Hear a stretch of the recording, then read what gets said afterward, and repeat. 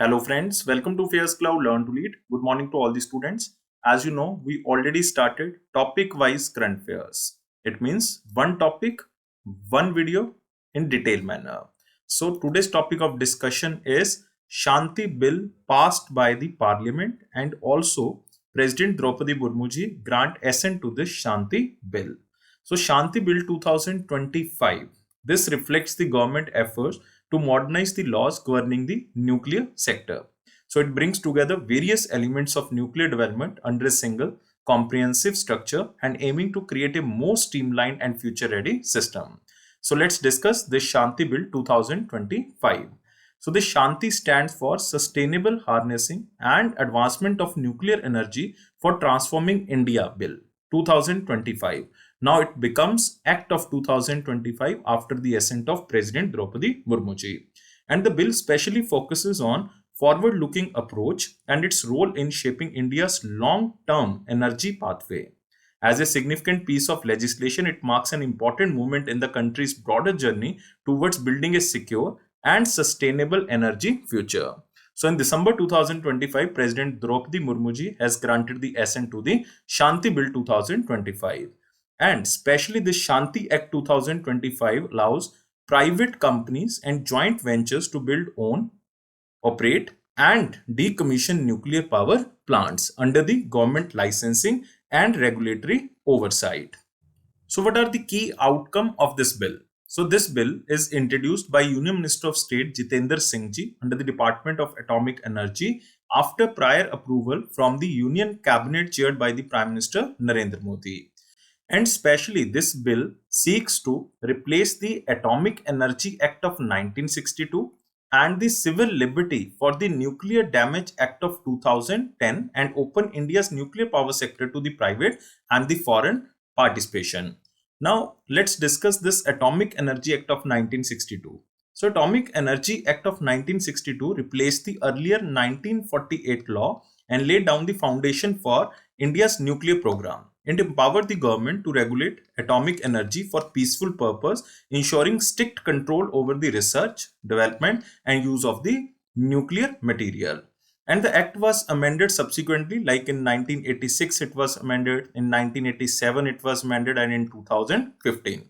The 2015 amendment is very important because the 2015 amendment allowed the Nuclear Power Corporation of India, which is also known as NPCIL, to form joint venture with other public sector units, expanding collaboration with other nuclear sector, but only among government entities without permitting private sector participation. But earlier, under the Atomic Energy Act of 1962, Nuclear Power Corporation of India were confined to state-run entities, primarily Nuclear Power Corporation of India and Bharatiya Navikiya Vidyut Nigam Limited, which is also known as BAVINI, both under the administration control of the Department of Atomic Energy. So this is very important. This amendment was very important in 2015, in which this amendment allowed to form the joint venture with the other public sector undertakings.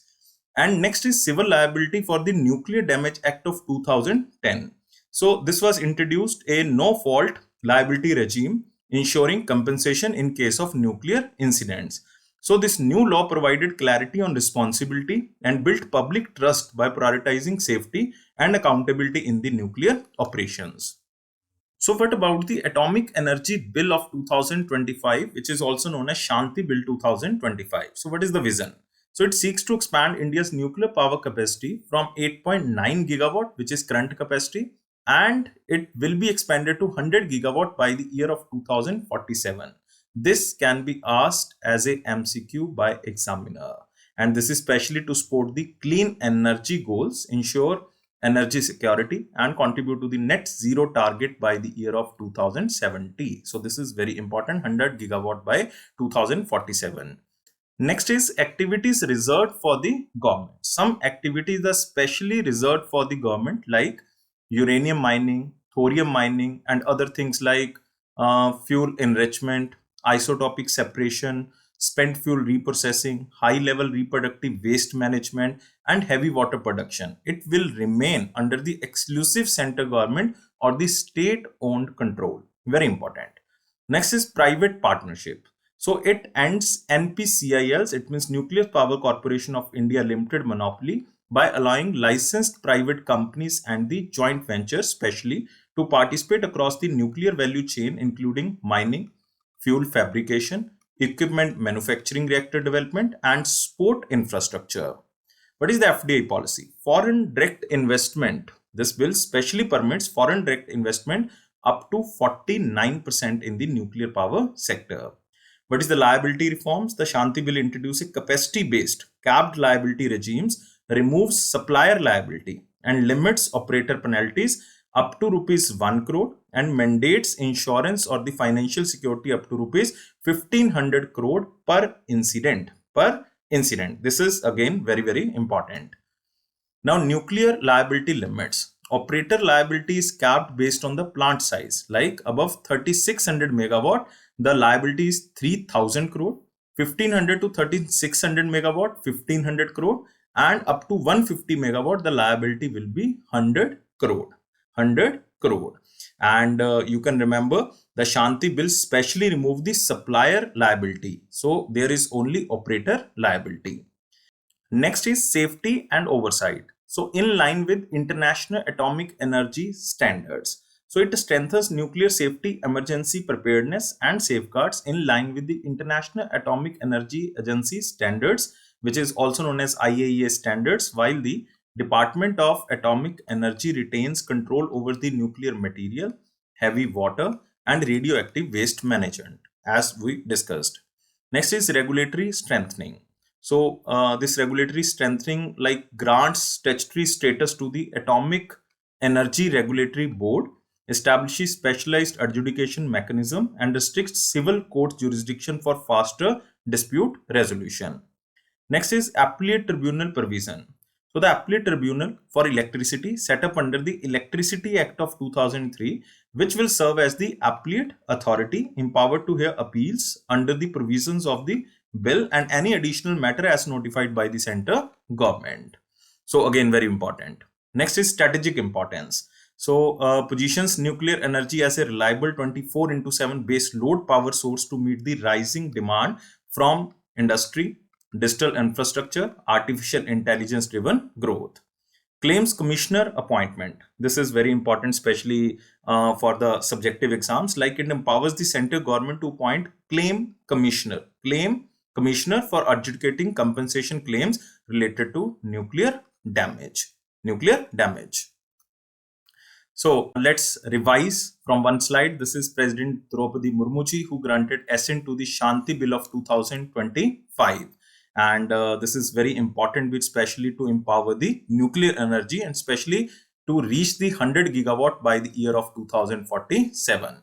And this was introduced by Minister of State Jitendra Singh Ji, and it enables private sector participation, establish a comprehensive legal framework. And it amends the Atomic Energy Act of 1962, we already discussed, and Civil Liability for Nuclear Damage Act of 2010. FDI, how much allowed? 49% FDI is allowed. And it grants the statutory status to AERB, which means Atomic Energy Regulatory Board. And who is the current operator? Current operator is NPCIL. This is Nuclear Power Corporation of India Limited. And you can also remember one thing, India's nuclear power expansion mission. And this is small modular reactor mission.